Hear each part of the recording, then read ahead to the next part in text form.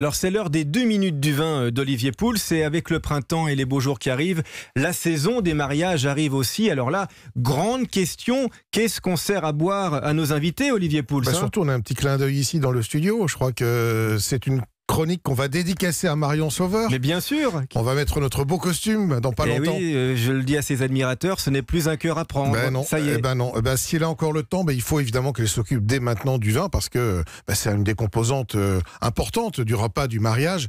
Alors le premier conseil qu'on pourra lui donner, c'est de prendre la main sur l'achat du vin, c'est-à-dire de ne pas se faire imposer le vin par le traiteur, parce qu'évidemment, lui, il va marger dessus, et en général, les vins ne sont pas toujours terribles. Donc, en choisissant ses vins, elle va personnaliser aussi son mariage. Alors, il y a différentes étapes dans le mariage, on le sait tous, il y a le vin d'honneur, le vin à table, la soirée, c'est un festival. Ça commence évidemment avec le vin d'honneur, et là, question cornélienne. Champagne ou pas champagne?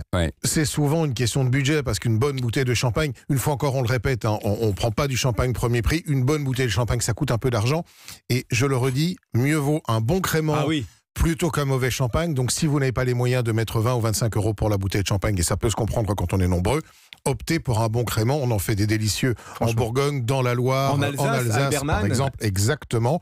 Ça coûte pratiquement 2 fois moins cher. Et puis il y a d'autres options. Pourquoi ne pas faire des clins d'œil régionaux? Un beau blanc si vous vous mariez dans la Loire par exemple. Un vin rosé, tiens, pour la Provence. C'est vrai que les rosés, on la cote en ce moment. Donc soyez un peu inventifs, mais le champagne n'est à mon avis pas obligatoire. Qu'est-ce qu'on sert à table? Parce que là, entrée, plat, dessert, il y a un rythme aussi. On évite la collection de vins parce que c'est compliqué, c'est pas toujours très digeste, il faut les servir, les températures. La bonne idée, c'est de faire un blanc, un rouge, et puis chacun va un petit peu se servir au rythme de la soirée. Il y en a toujours qui n'aiment pas le blanc, d'autres qui n'aiment pas le rouge. Vous contenterez tout le monde. Une bonne idée, c'est de penser à des formats originaux. C'est-à-dire que plutôt de mettre des bouteilles, mettez des Magnum, mettez des Jéroboam. C'est tellement plus beau, ça donne un côté plus festif. C'est pas forcément beaucoup plus cher, mais je trouve que ça claque. Ça a de l'allure. Et puis ce sont des vins qui se conservent bien en plus. Ils se conservent en général un peu mieux. Ils sont plus frais.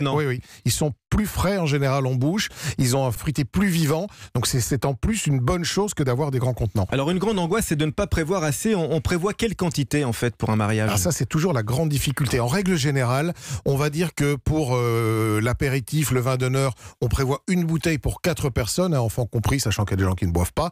À table, on va prendre une bouteille pour 3 personnes et puis un petit peu de rab pour le soir. Et une fois encore, ne vous faites pas refiler n'importe quoi par le traiteur, qui est souvent très cher.